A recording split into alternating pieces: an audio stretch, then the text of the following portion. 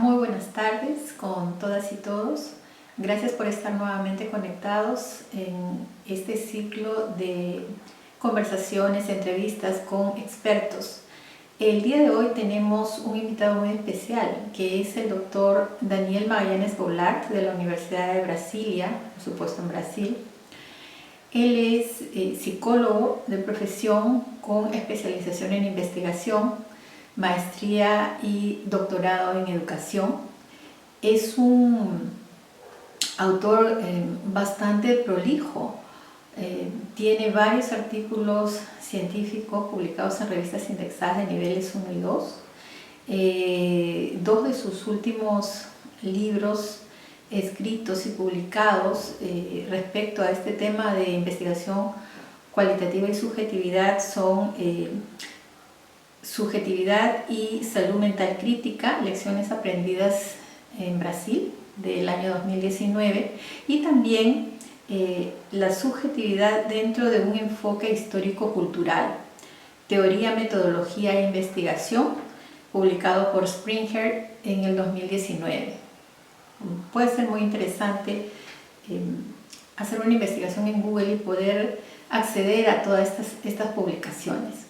El doctor Daniel es uno de los estudiantes en la Universidad de Brasilia de un cubano, el doctor Fernando González Rey, que es uno de los paradigmas respecto a la subjetividad, su concepción, la metodología, ¿no?, en investigación cualitativa. El doctor Daniel se ha formado al lado de el doctor González Rey, que bueno, hace 2 años ya no está con nosotros, y ha aprovechado muy bien ese espacio, y ahora él está liderando el grupo que tenía como líder al mismo doctor González Rey. Entonces, sin más, porque creo que ya todos estamos con muchas expectativas de escuchar a nuestro invitado, le damos la más cordial bienvenida a Daniel. Bienvenido. Muchas gracias, Lourdes. Es un gusto, un placer estar aquí con ustedes hoy. Conocer de manera más cercana el trabajo del CES y también hacer parte de la iniciativa de este conjunto de entrevistas y materiales educativos, investigativos, que seguramente aportarán para buenas discusiones futuras. Claro que sí, estimado Daniel. Daniel, para ir entrando en la conversación sobre investigación cualitativa, específicamente en educación, quería un poco, si nos pudieras hacer un panorama de cómo está la investigación en educación ahora, cuáles son las limitaciones, cuáles son las tendencias, ¿no?, y cómo estas limitaciones, de repente por un enfoque bastante positivista, impide que los investigadores realmente puedan mostrar muchos factores de su quehacer que no encuentran un espacio o no se explican solamente con el enfoque positivista, ¿no? Entonces, ¿cómo es que la investigación en educación tiene que ver con la investigación cualitativa para resolver este problema de los límites de un enfoque instrumentalista, positivista? Bueno, Lourdes, este es un tema, una cuestión muy importante, ¿no? Y eso, de hecho, ha sido discutido por autores clásicos en la educación, en la psicología, en la filosofía de la ciencia, como Ratzinger, Koch, Morin también. De hecho, los problemas en la investigación, en la educación, están muy vinculados a problemas epistemológicos de la ciencia moderna. Por una parte, tenemos una disociación entre ciencia y filosofía. De hecho, la ciencia muchas veces se ha convertido en un proceso muy centrado en el instrumentalismo, de tal manera que hubo una desvitalización de la investigación y, por supuesto, de la práctica profesional también. De manera que la idea de objetividad, la idea de mensuración, la idea de tener patrones. Eso ha llevado a de hecho, una carencia de ideas producidas en el curso de las investigaciones. Y en este proceso también ha tenido una negligencia de aspectos cualitativos de la experiencia humana. Eso ha sido general en la educación, pero también en la psicología, en los estudios de procesos sociales de manera general. Algunos desdoblamientos de eso es la separación entre teoría, investigación y práctica, ¿no? Las teorías siguen siendo muchas veces pensadas como un conjunto de conceptos a priori que son aplicados en la investigación y en la práctica, ¿no? Y no como herramientas del pensamiento que se pueden desdoblar de forma creativa, de forma activa por la persona, por el investigador y por el educador también, ¿no? Otro desdoblamiento también que me parece que es importante a señalar es, de una manera, la investigación empírica y la práctica han sido concebidas como opuestas a la teoría, ¿no? Es decir, una cosa es la teoría, otra cosa es la práctica, ¿no? La aplicación de instrumentos, por ejemplo, en la investigación cualitativa incluso, ¿no? Se ha, de alguna manera, disociado de la interpretación de los resultados. Todo eso son cuestiones que están muy cercanos a problemas históricos en la educación. Por ejemplo, concepciones universalistas del aprendizaje, como si hubiera una sola forma de aprender, como si el aprendizaje fuera un proceso de asimilación y de reproducción.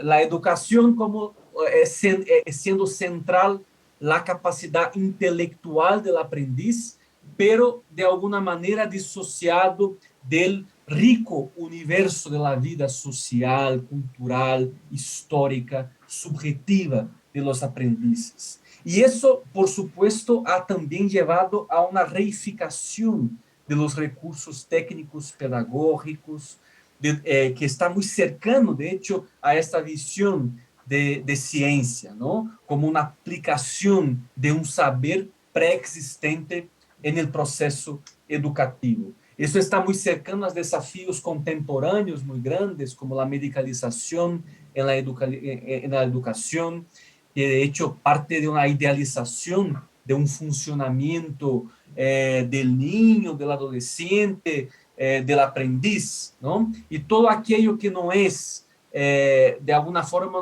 no está dentro de la expectativa idealizada, es, por supuesto, medicalizada, es patologizada, como si fuera un problema aislado, individual de comportamiento, de conducta, ¿no? Y la verdad, eso tiene muchas cuestiones que son teóricas, epistemológicas, metodológicas, que están involucradas en este proceso. Entonces, yo creo que este es un panorama, ¿no? Bastante amplio.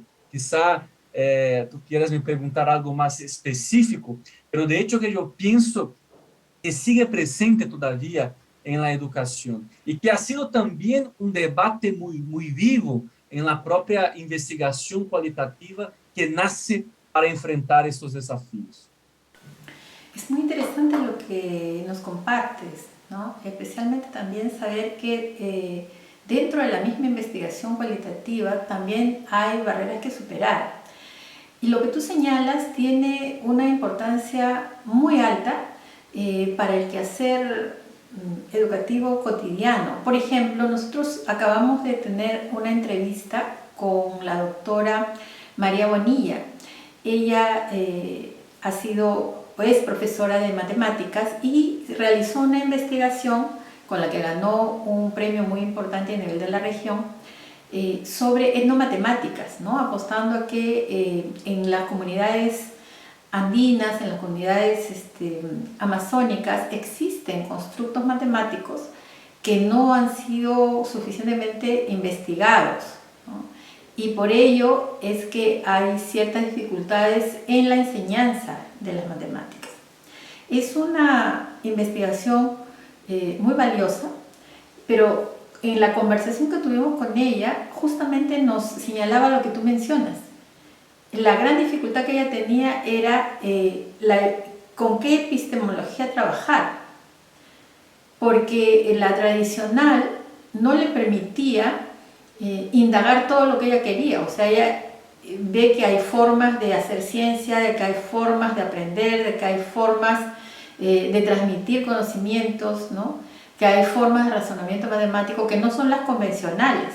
Entonces, ¿cómo hago mi investigación? ¿En qué me baso? Entonces, creo que es bien interesante lo que tú estás señalando en este aspecto. Ahora, cuando queremos hacer investigación científica, no basta simplemente el deseo de hacerlo, ¿no? Hay que tener fundamentos, hay que tener metodologías validadas, ¿verdad? Entonces, cuando entramos a este plano, la subjetividad, ¿no? Donde viene la subjetividad del investigador, la subjetividad de los participantes, ¿no? Se hace necesario también de repente precisar qué es la subjetividad o cómo se entiende la subjetividad. No sé si podrías aclararnos un poco esto y también de repente cómo es que ustedes la trabajan, sus metodologías, ¿no? ¿Cuáles son los instrumentos más adecuados? ¿Cómo se maneja la subjetividad en una investigación? Perfecto. Muy importante aclarar estos puntos básicos, pero que son a la vez también centrales, porque de hecho son temas polisémicos, ¿no? Cuando uno habla de subjetividad puede querer decir muchas cosas y de hecho el término ha sido empleado de distintas maneras, ¿no? Fernando González Rey, en su proceso investigativo que empezó en Cuba, tuvo su formación en la Unión Soviética, radica en Brasil los últimos 24 años de su vida, ¿no? Él estuvo tuvo un interés muy grande en los principios de su trabajo, investigar, conocer y trabajar con la dimensión de la personalidad humana, ¿no? Dentro de una perspectiva histórico-cultural que entiende la personalidad como un proceso que es culturalmente situado, históricamente ubicado y que de alguna manera se genera en el proceso vivido. Y en el proceso de su pensamiento, de sus teorizaciones sobre la personalidad, que después va a ser un giro hacia la subjetividad, él de hecho también tuvo una inquietud muy semejante a la profesora que me dijiste, porque quería investigar procesos cualitativos que tenía que ver con la forma de posicionar, con contradicciones en las construcciones morales, ideales de las personas, que no estaban claras conscientemente, que eran procesos complejos, llenos de contradicciones y que de hecho los criterios y las herramientas epistemológicas y metodológicas disponibles, sea en la ciencia moderna dominante, sea en la investigación cualitativa, no eran suficientes, es decir, no eran posible tener visibilidad, generar inteligibilidad sobre procesos cualitativos de la personalidad y después de la subjetividad, que de hecho no eran posibles visibilizar por las vías tradicionales de investigación. Entonces, este marco, ¿no? Este referente que él ha desarrollado, parte de esta unidad, es decir, es imposible pensar la epistemología, la metodología investigativa sin tener una unidad entre teoría, epistemología y método, ¿no? Es decir, el proceso de la investigación cualitativa no es solamente generar nuevos instrumentos y nuevas formas de análisis, es pensar qué es lo científico, cuáles son los principios que se defiende como ciencia, cómo eso está totalmente articulado al objeto, a las definiciones teóricas que uno pretende investigar. Entonces, de hecho, la epistemología cualitativa y la metodología constructivo-interpretativa que él ha generado, construido, están orientadas históricamente a responder desafíos y demandas que el tema de la subjetividad tuvo en su proceso de elaboración teórica. ¿Qué cosa es la subjetividad? ¿No? Esa es una pregunta importante. Para González Rey, la subjetividad no es sinónimo de subjetivismo, no es sinónimo de un mundo interno de cada individuo, como se pretendió la propuesta cartesiana, como muchas veces se habla de subjetividad como si fuera solamente el mundo íntimo aislado de las relaciones, de la cultura, ¿no? Por el contrario, la subjetividad para González Rey es un nuevo dominio ontológico, es decir, es un nuevo tipo de proceso que es cualitativamente diferente de todos los procesos involucrados en su génesis, ¿no? ¿Qué define la subjetividad? La subjetividad se define por la integración de las emociones que tenemos, que sentimos, que producimos desde cuando somos bebés, ¿no? Y cómo se van articulando en una unidad con procesos simbólicos producidos por la cultura. Es decir, la subjetividad ya tiene en su génesis una unidad simbólico-emocional. Eso es lo que la define. Cuando, por ejemplo, pensamos la educación, la clase, los procesos pedagógicos, curriculares, estamos frente a procesos simbólicos que se han materializado de determinadas maneras históricamente, que se han convertido en saberes, en normas, en formas institucionales, ¿no?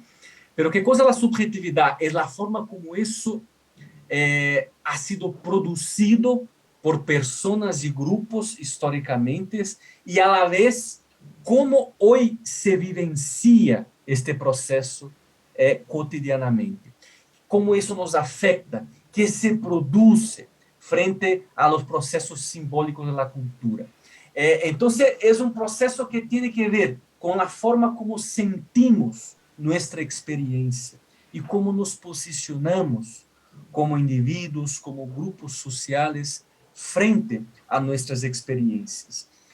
¿Qué desdoblamiento eso tiene para pensar la educación, ¿no? El aprendizaje. Yo creo que eso hace un poco más concreta esa definición. Por una parte, implica pensar el aprendizaje no como un proceso de reproducción de un contenido específico y no como un proceso que se limita a la cognición, al procesamiento de la información, ¿no? El aprendizaje es entendido como una producción del individuo, una producción subjetiva. Es decir, el proceso de aprender está configurado subjetivamente e implica en un nivel subjetivo experiencias diversas de la historia de vida de la persona y del contexto actual del aprendiz. Entonces, eso trae una complejidad tremenda para el tema del aprendizaje. Es decir, el aprendizaje no se limita a lo que se enseña en la clase. El aprendizaje no se limita a las técnicas, a dimensión funcional del aprendizaje. El aprendizaje como proceso subjetivo implica procesos históricos de la persona, motivaciones de la persona, fantasías, la capacidad de imaginar soluciones, implica la relación afectiva en el marco de la clase, por ejemplo, de un contexto educativo específico, implican procesos que históricamente han sido ignorados, han sido negligenciados. Y de hecho, el objetivo en la investigación y en la práctica profesional bajo este referente es promover promover formas de aprendizaje que sean más significativas para las personas, que no sean aprendizajes mecánicos, aprendizajes que sean estrictamente reproductivos. Pero ¿cómo es posible llegar a lo que Mitrans Martínez habla de el aprendizaje comprensivo y el aprendizaje creativo? Un aprendizaje comprensivo es un aprendizaje donde no solamente recibimos el dato, no solamente recibimos el contenido, sino que somos capaces de analizarlo, ponerlo en comparación, en análisis, utilizar nuestro capital cultural, nuestros saberes para evaluarlo y hacer uso en otros contextos que no son solamente en aquel contexto en que ha sido enseñado, ¿no? Y el aprendizaje creativo implica un paso adelante.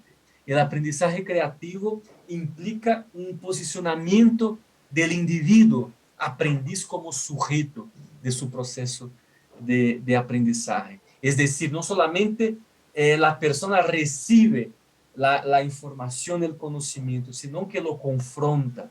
Y en este proceso de confrontación se generan nuevas ideas, nuevos procesos que están más allá del propio contexto social normativo de la educación. Entonces, considerar el aprendizaje en este marco de la subjetividad y pensar la investigación en educación centrada en la subjetividad implica tener un foco en el carácter activo, intencional y emocional del aprendizaje, ¿no?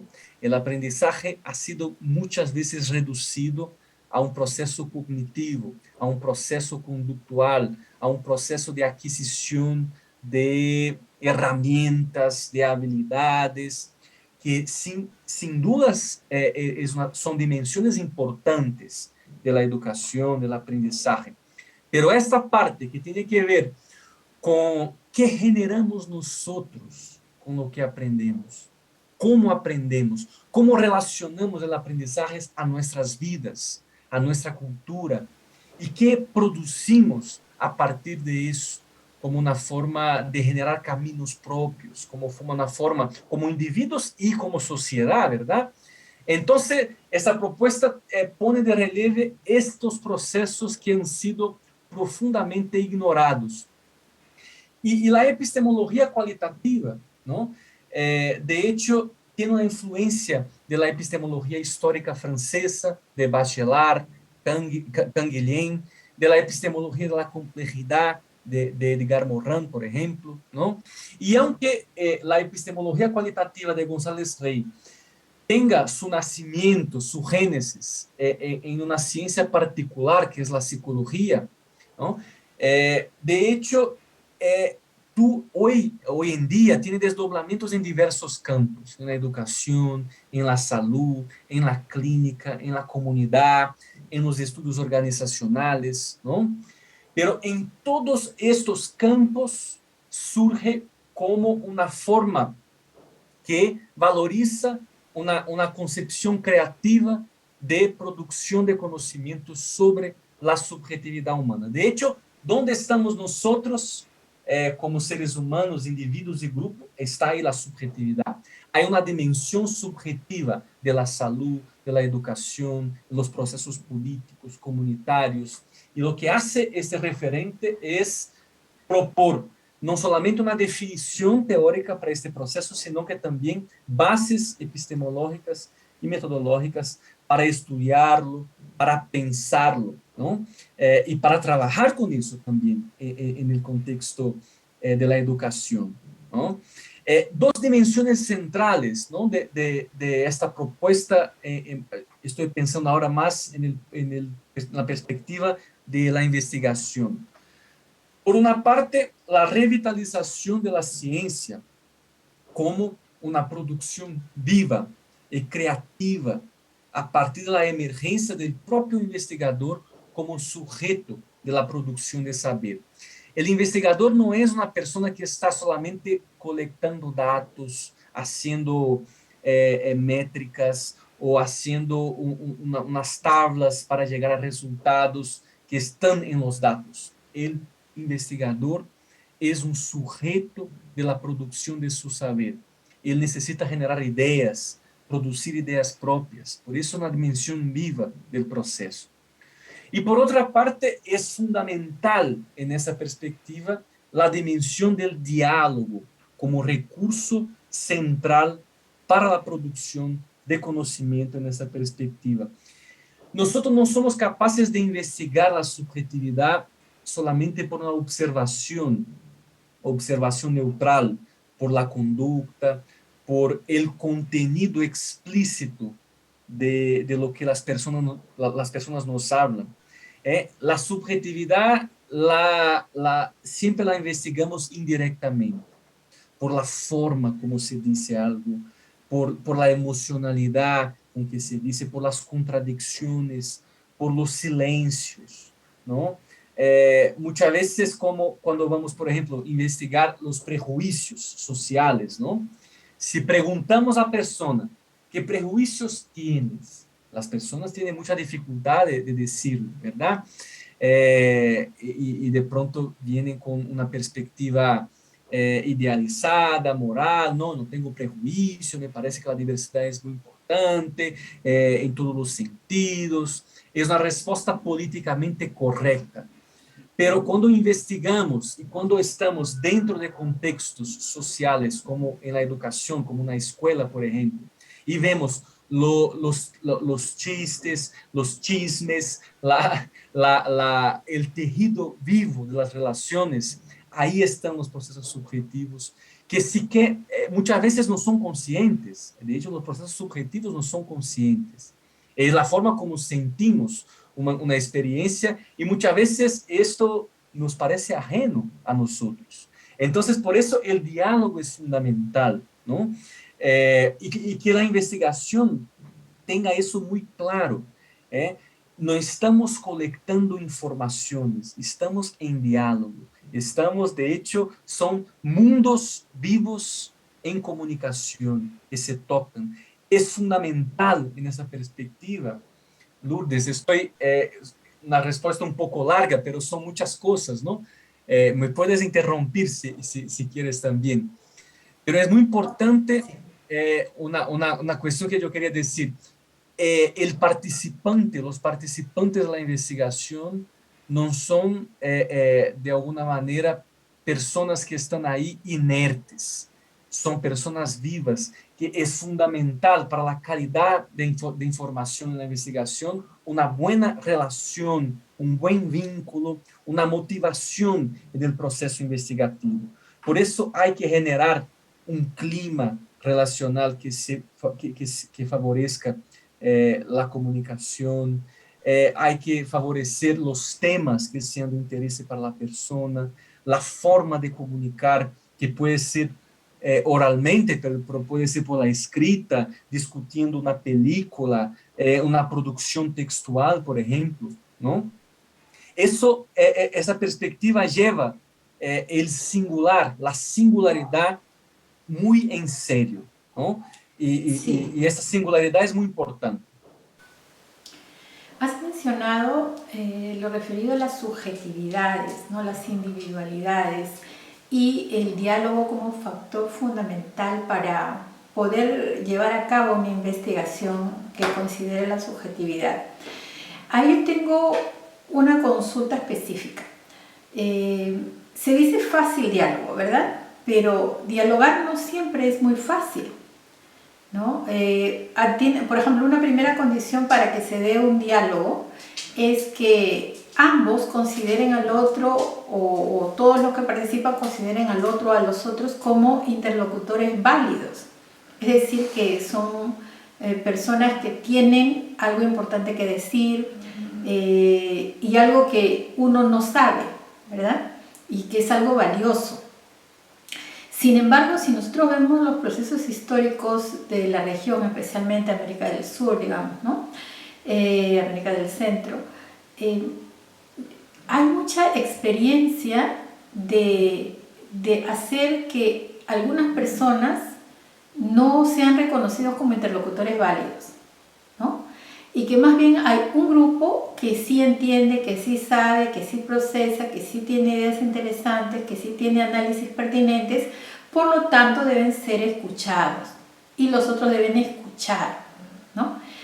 Y esos procesos históricos han marcado las vidas, han marcado la personalidad, la subjetividad, la forma de relacionarse, ¿no? Entonces, ¿qué pasa cuando un investigador tiene, digamos, ha incorporado ese tipo de mentalidad, ¿no? ¿Cómo hacer como investigador para estar, digamos, un poco atento, alerta a esa posible interferencia? Especialmente, por ejemplo, cuando consideramos que un investigador, un profesor, un profesional tienen más preparación, ¿no? Entonces, el proceso de diálogo ahí como que tiene sus limitaciones, ¿no? Por el lado de unos. Por el lado de los otros también pueden llegar a considerar que no tienen nada realmente valioso que decir o consideran que sus análisis no son rigurosos. Entonces, como investigador que se enfrenta a escenarios de este tipo, ¿cuáles serían las recomendaciones? Seguramente, eso es importantísimo, Lourdes. Por una parte, lo que mencionas es fundamental. Tenemos un histórico institucional, cultural, de hecho, ¿no? Donde el saber científico se pone como autoridad. Muchas veces los investigadores también se travisten, ¿no? De este rol superior y muchas veces piensan o sienten, no piensan, pero sienten que su saber está por encima de otras formas de saber. Yo creo que eso, más que un posicionamiento de supuesta superioridad, es de hecho una expresión de subalternidad, ¿no? Porque esa ciencia arrogante, aséptica, que no considera distintas formas de saber, es una ciencia importada. No, es, no fuimos nosotros que producimos, es una ciencia que estamos totalmente, históricamente, no totalmente, pero históricamente estamos subordinando nosotros a ella. No es por otra razón, por ejemplo, que puedes ver cuáles son los referentes clásicos de la educación, cuáles son los referentes clásicos de la psicología.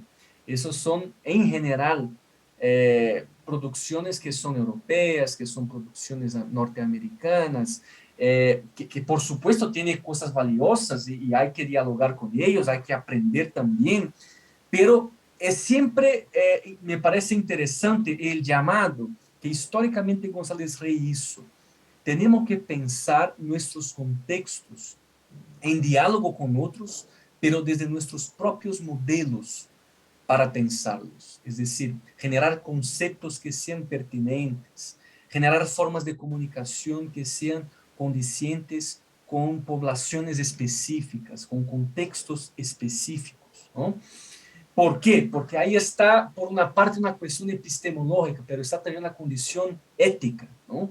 Porque el saber del investigador no es superior a otras formas de saber, es una forma de saber que tiene valor porque está históricamente constituido, tiene un espacio institucional, tiene sus criterios, sus formas de producción. Pero aunque sea muy criteriosa esa producción, ella se puede de alguna manera estar en diálogo con otras formas, no como un proceso de subordinación. Entonces, ¿qué me parece que sea fundamental, ¿no? Como investigadores interesados en la subjetividad e interesados en esta diversidad que mencionas, es fundamental que hagamos un desplazamiento. No es la persona, el participante que tiene que entrar en una forma preestablecida de qué cosa es hacer la investigación. Es el revés. Es el investigador que tiene que entender que formas más condicentes de comunicación y de expresión es pertinente para aquel contexto. Eso es una cuestión fundamental y primaria. En segundo lugar, ¿qué puedo hacer yo como investigador para favorecer el interés, la motivación de los participantes en esta conversación, en este proceso investigativo que estoy proponiendo, ¿no? ¿Cómo hacer, generar instrumentos, estrategias que favorezca una construcción de una vinculación afectiva en este espacio de investigación? Porque otro prejuicio que tenemos es que la investigación es ascética, es, de hecho, el afecto y la emocionalidad son malos factores, ¿no? Hay que evitarlos. Por el revés, lo que González Rey nos plantea son fundamentales. El afecto es fundamental, la emocionalidad es fundamental. Por eso mismo hay que trabajar, considerarlos y hay que generar formas de nos aproximar de las personas, no de construir puentes, sino de construir muros, ¿no?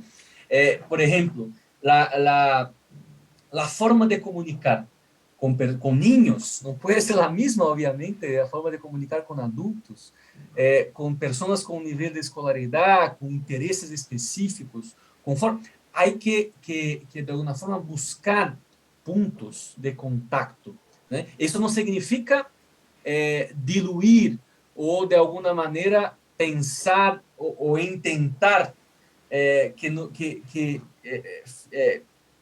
de alguna manera, como puedo decir, que no somos investigadores, que no somos científicos, que no tenemos escolaridad. Sí, lo tenemos, pero eso puede estar en favor de la relación y no la relación en favor de eso, ¿entiendes? Eso es un giro fundamental.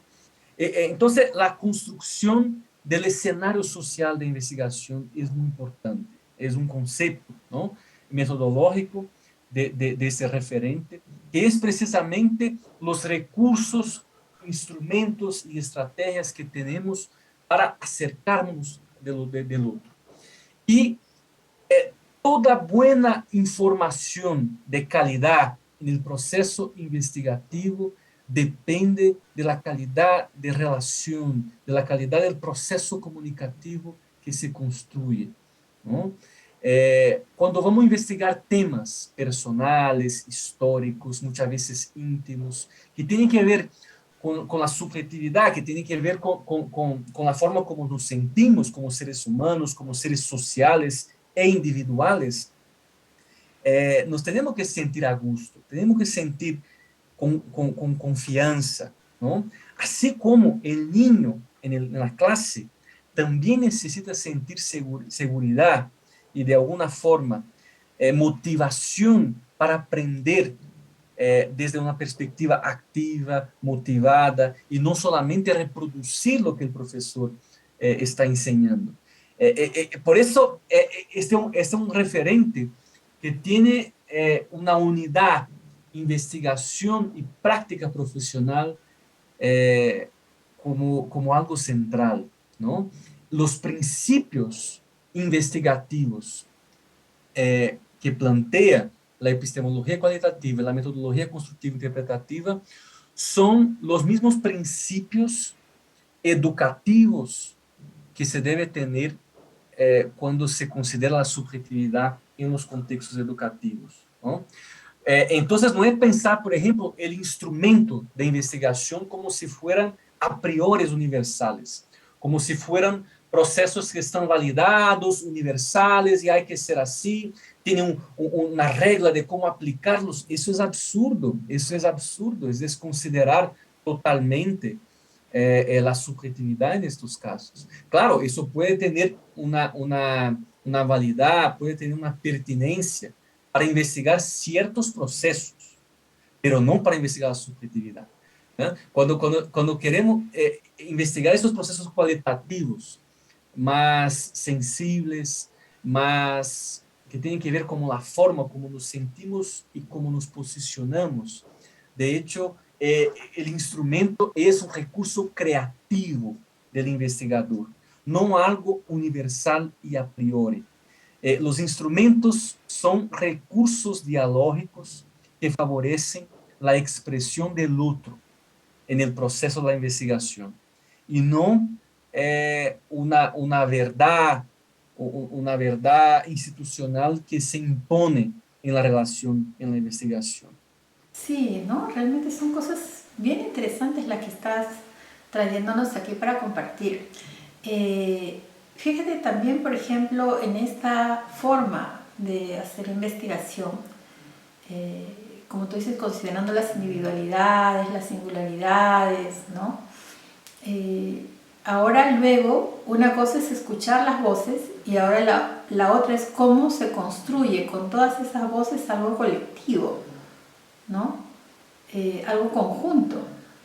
Entonces también ahí un poco quisiera ver si es que nos pudieras dar alcances de cómo se realiza la construcción colectiva de la ciencia desde procesos investigativos cualitativos donde se toma en consideración la subjetividad.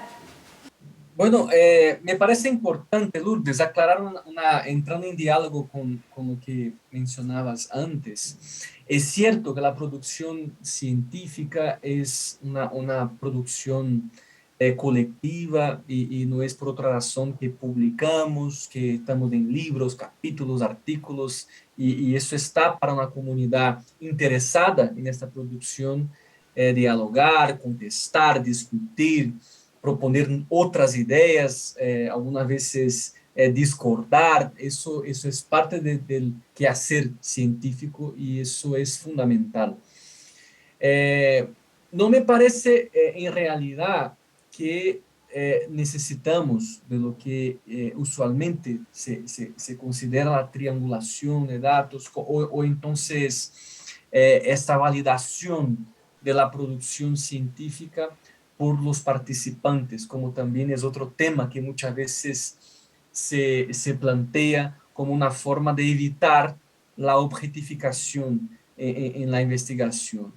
De hecho, el interés teórico, conceptual, para explicar procesos de un campo científico específico es del interés del científico, es del interés de una comunidad académica que genera ideas, conceptos sobre esas realidades.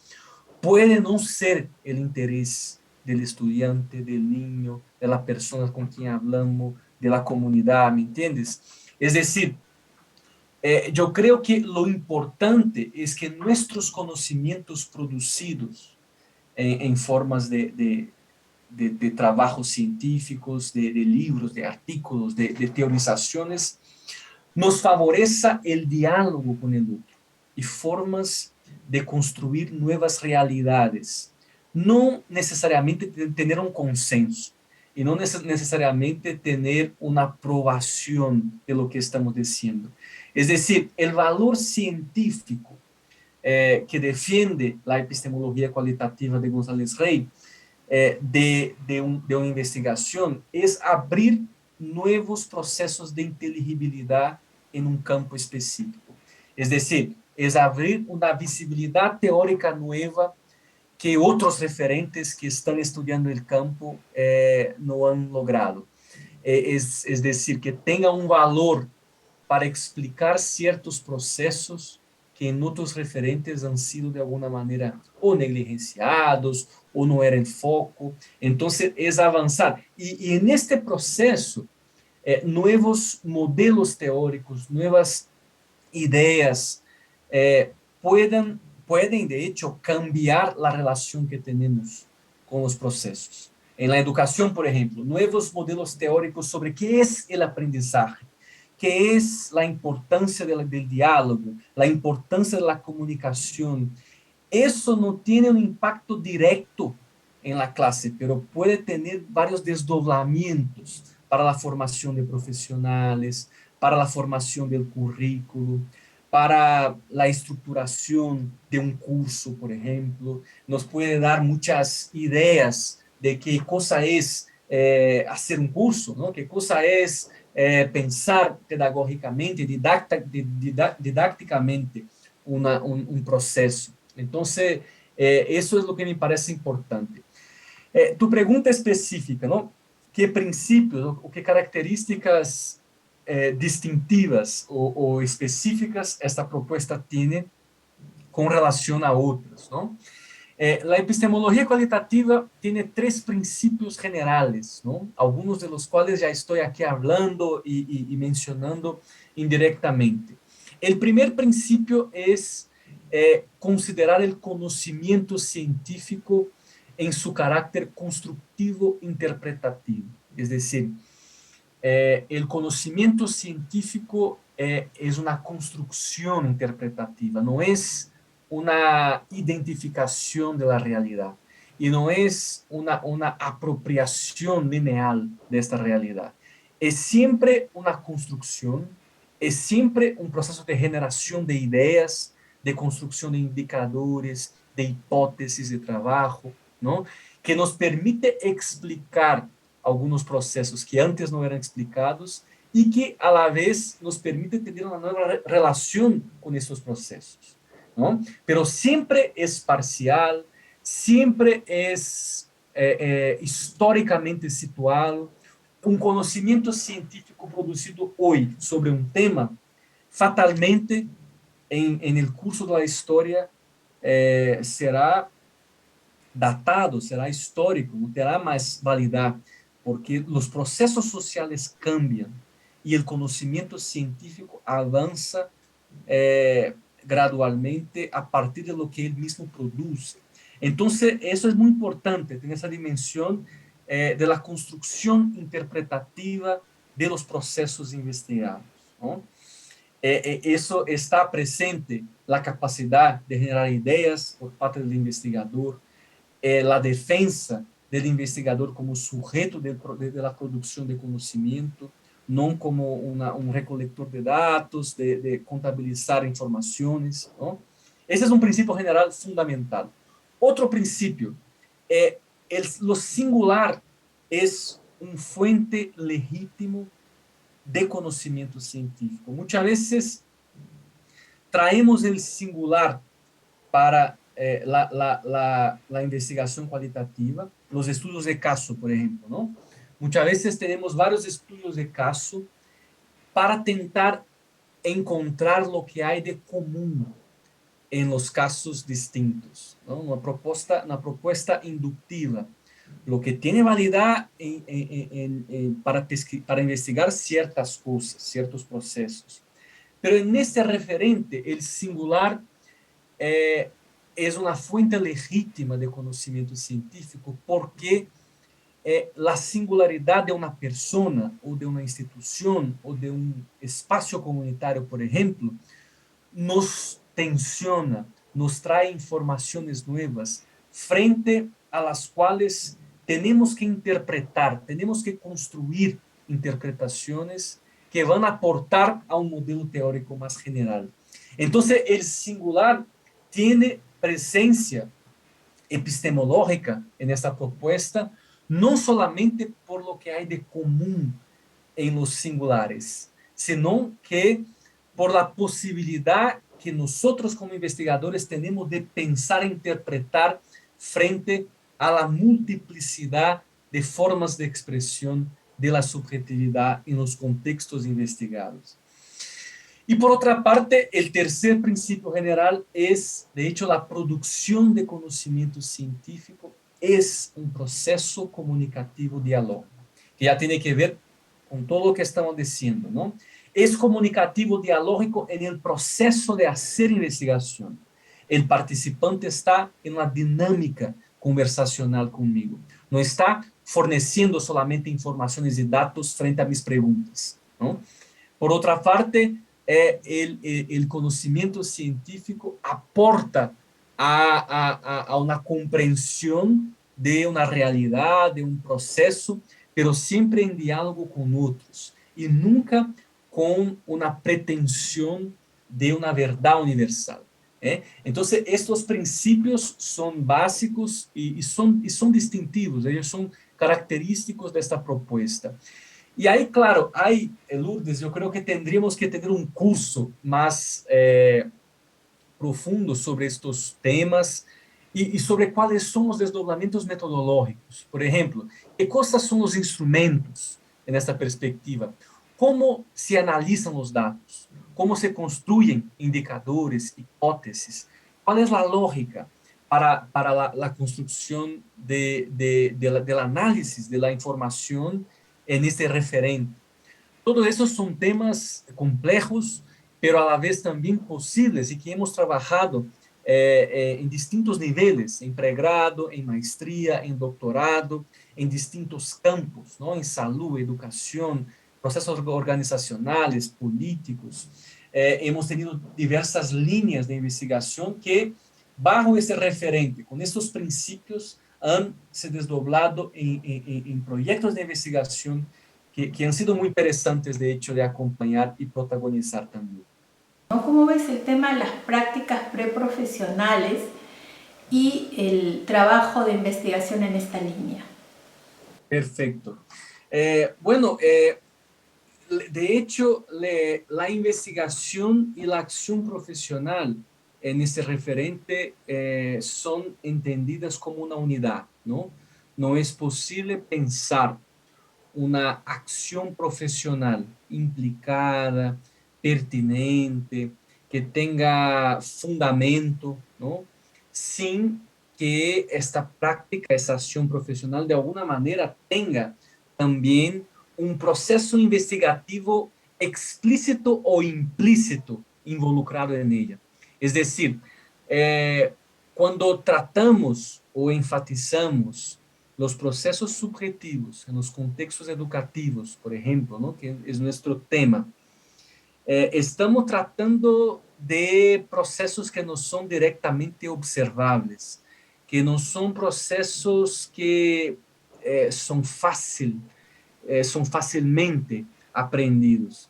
Demanda instrumentos, demanda ejercicios, demanda una interpretación del maestro, de la maestra, demanda de alguna manera generar un conjunto de ideas, hipótesis que nos permite avanzar en un proceso educativo pertinente a los desafíos cotidianos que tenemos. Es decir, aunque la acción profesional en educación no tenga formalmente el rol de una investigación científica, ahí tiene, la buena acción profesional tiene en su fundamento una práctica investigativa implícita, ¿no? Esto por una parte. Por otra, eh, como yo he dicho muchas veces hoy, la investigación en esta perspectiva no tiene nada que ver con la perspectiva aséptica, neutral, de las investigaciones quizá dominantes hasta hoy, ¿no? La investigación es un proceso relacional, vivo, que tiene que ver con el vínculo, con el diálogo, con la provocación, con la movilización que tenemos unos con los otros. Y en ese sentido, la investigación es parte del tejido vivo de la vida y no deja de ser también una acción profesional. La buena investigación sobre subjetividad tensiona, moviliza, provoca, genera reflexiones, cuestionamientos, ¿no? Que puede tener implicaciones, desdoblamientos educativos o terapéuticos, o, bueno, de cambio, ¿no? No por una intencionalidad previa a la investigación, pero como parte del proceso mismo impredecible de la relación de investigación. Entonces, estos son procesos que son una unidad, ¿no? ¿Qué importancia tiene la formación investigativa en la práctica profesional en educación? Me parece que precisamente generar recursos en los educadores para que puedan confiar más en su capacidad para pensar de manera autónoma, para tomar iniciativas que sean pertinentes a las singularidades que una persona encuentra en un contexto educativo, para que no sea un replicador de técnicas, un reproductor de técnicas y teorías validadas universalmente, para que sean personas que piensen, que generen ideas, hipótesis, que acompañen la singularidad de los casos. Y me parece que la formación investigativa trabaja justamente en esta vía, ¿no? Por lo menos esta perspectiva de investigación. Entonces, para de alguna manera articular la acción profesional educativa con la teorización, con criterios metodológicos y que también favorezca la confianza en el profesional de qué cosa es el desarrollo, qué cosa es el aprendizaje, cómo favorecerlo. Eso no hay respuestas listas para cuestiones de esta magnitud. Entonces, el proceso investigativo, la formación investigativa, seguramente contribuye a una acción profesional que sea más reflexiva, más sensible y más confiante en los procesos que están de alguna manera involucradas en el contexto educativo. Tener este enfoque que manifiestas es muy potente para que ya los futuros profesores ingresen a la escuela, ingresen al aula con esa mirada, ¿no? Con la mirada de un investigador que trabaja la educación de forma científica y que eso lo ha venido aprendiendo con sus profesores desde la práctica profesional, preprofesional. Bien, estimado Daniel, en realidad pues nos quedó corto el tiempo. Nos deja mucho para reflexionar, para investigar y esperamos que tengamos una nueva oportunidad para seguir conversando contigo, con otros miembros de tu equipo y eventualmente pues realizar proyectos conjuntos entre la Universidad de Brasilia y CES. Entonces te dejo para que puedas despedirte de la audiencia como tú desees. Yo agradezco mucho la invitación, es un gusto estar en contacto con ustedes por esta vía. Seguramente yo creo que son invitaciones, ¿no? Estas entrevistas, estos primeros momentos, invitaciones para que podamos también profundizar intercambios, diálogos y referencias y bueno, y aprender de ustedes también. Y entonces es un gusto estar aquí hoy. Ojalá que nos veamos pronto en un futuro próximo.